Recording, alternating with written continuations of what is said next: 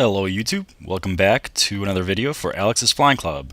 I am Alex and today I'm going to be flying in a DC-3 and we're going to be flying in Peru among mountains.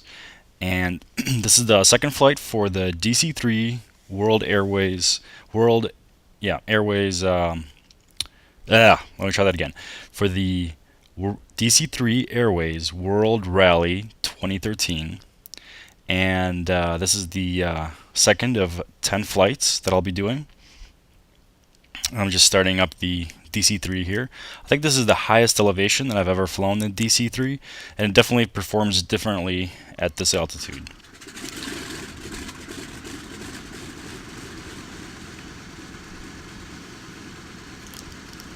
We are going to be taking off from Pampa Grande in Cayabamba, Peru.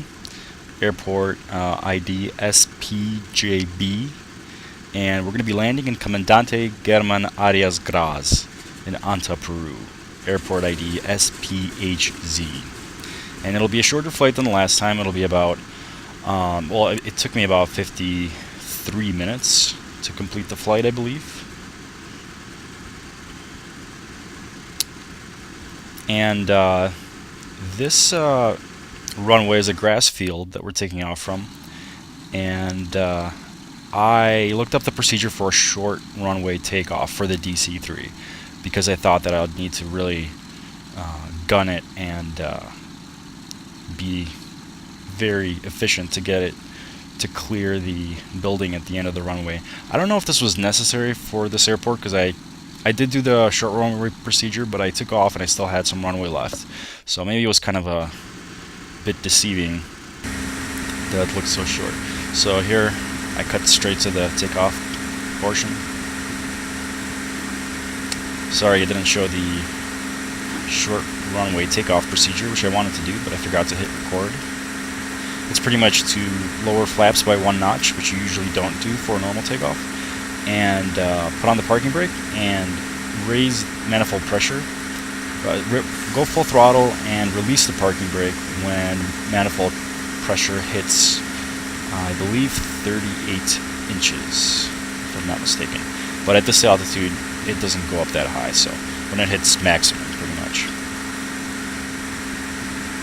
48 inches of manifold pressure is the procedure for short takeoff before releasing parking brake. So here I'm trying to climb immediately at a fairly brisk rate, and this is going to be a visual flight, rules flight, so I'm doing all the navigation, and moreover I'm not flying from VOR to VOR. I have to use the VORs are quite some distance to the west, and I have to use them as just navigational aids, and I kind of tracking the relative bearing of where those beacons are located as I fly. So, and one of those navigational aids did not have DME, did not have a distance reading for me to follow. So, this flight was an interesting challenge in terms of navigation.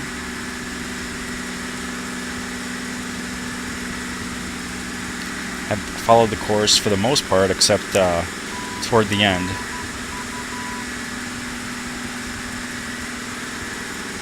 I made the same mistake I made last time, was not properly aligning my approach to the runway, so I had to go around for the second time. But luckily it didn't take me as long as last time to correct my mistake. And the second approach to the runway, I did have a successful landing. So we're going to climb to 16,500 feet. And that noise in the background is the signal from the VOR station.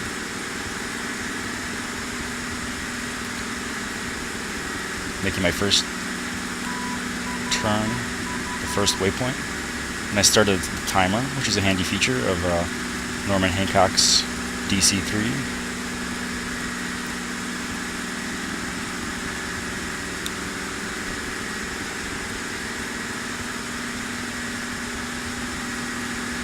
And I've set my navigation radio to the next VOR frequency.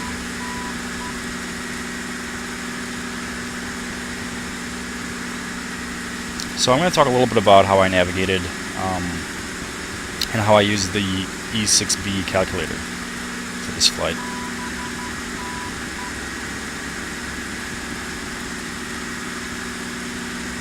I'll do that in just a little bit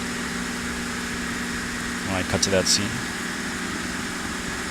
So as I'm still climbing, I still have auto rich for the mixture.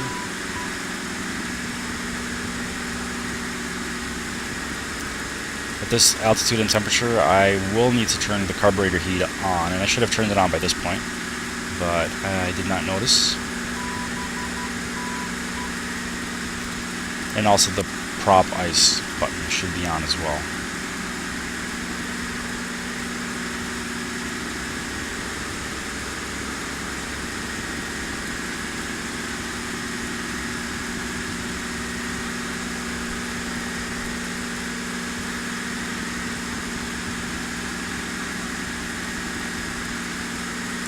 So part of the navigation is I know at what relative bearing I need to make my turn, and that relative bearing is 39. So when the VOR needle aligns with 39-degree OBS reading, then I know I have to make my turn at the next waypoint. So here for some reason it lost the frequency, maybe the mountains. So there we go, it's actually regained it again. So it only happened once during the flight, losing the VOR frequency signal.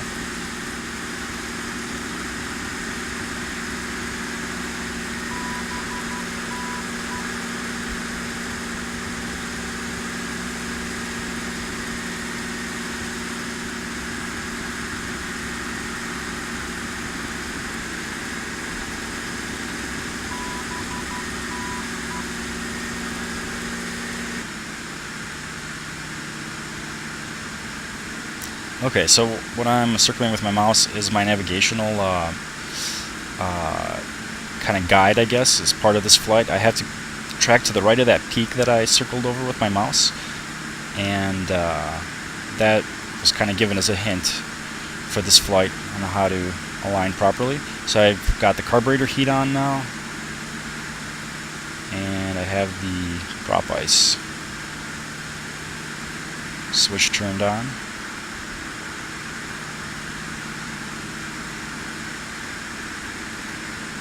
The timer's still going, which helped me navigate. I know roughly about what time I should be turning for each waypoint.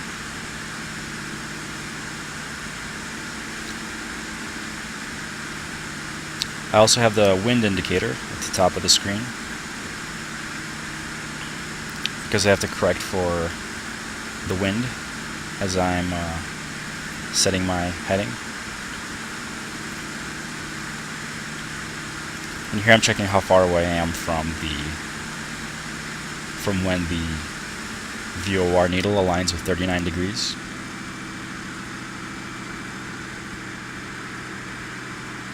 Okay, so here's where I'll be calculating some of my E6B calculations, and I use E6B first. I find the true airspeed of the aircraft, accounting for altitude and temperature, because our airspeed indicator is affected by those factors. Then once I have true airspeed, I can calculate, knowing the wind and wind direction and wind magnitude, my altitude and my true airspeed and my true course. I can calculate the wind correction angle that I need to make, which is basically how far my new heading that I need to set to account for how the wind is drifting me off course. So that's what I'm doing now, using all those factors. There's a handy app for this, and I'll put the link to it down below. This app is for Android. It's called Flight Tools E6B. It's for free. So I use that quite a bit for this flight. So I was checking the temperature there. And once the app calculates the heading that the new heading that I should have, I'm gonna plug that in to the autopilot.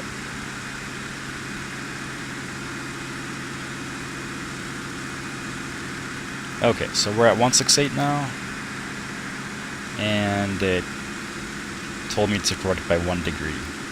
So I was actually 168 is actually the corrected, was already the corrected heading, but I keep checking it as I'm flying because the wind direction changes, my speed changes, and I keep adjusting that wind correction angle.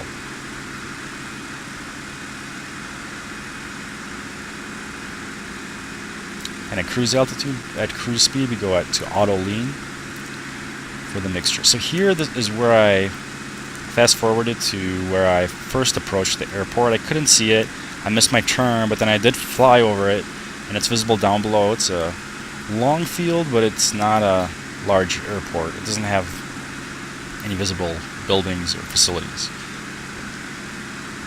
So I'm going to have to make a swift turn among these mountains to try for another approach.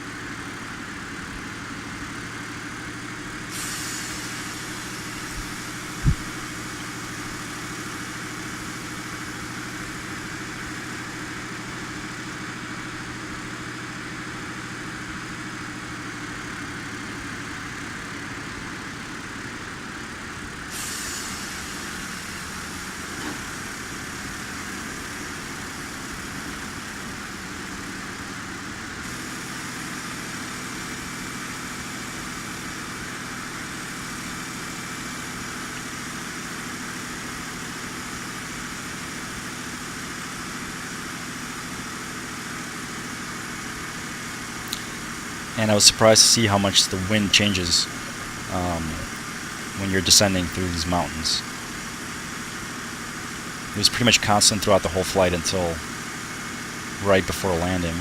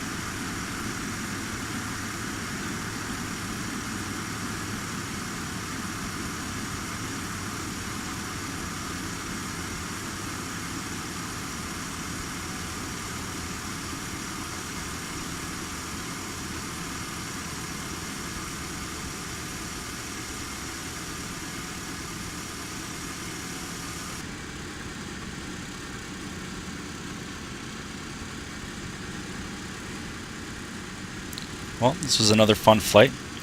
I want to thank you guys for watching this video, and I'll keep posting more as I continue doing the World Rally, DC-3 World Rally 2013. Thank you for watching. This will be a quick engine shutdown procedure right here, and the video will end. I'll see you guys next time.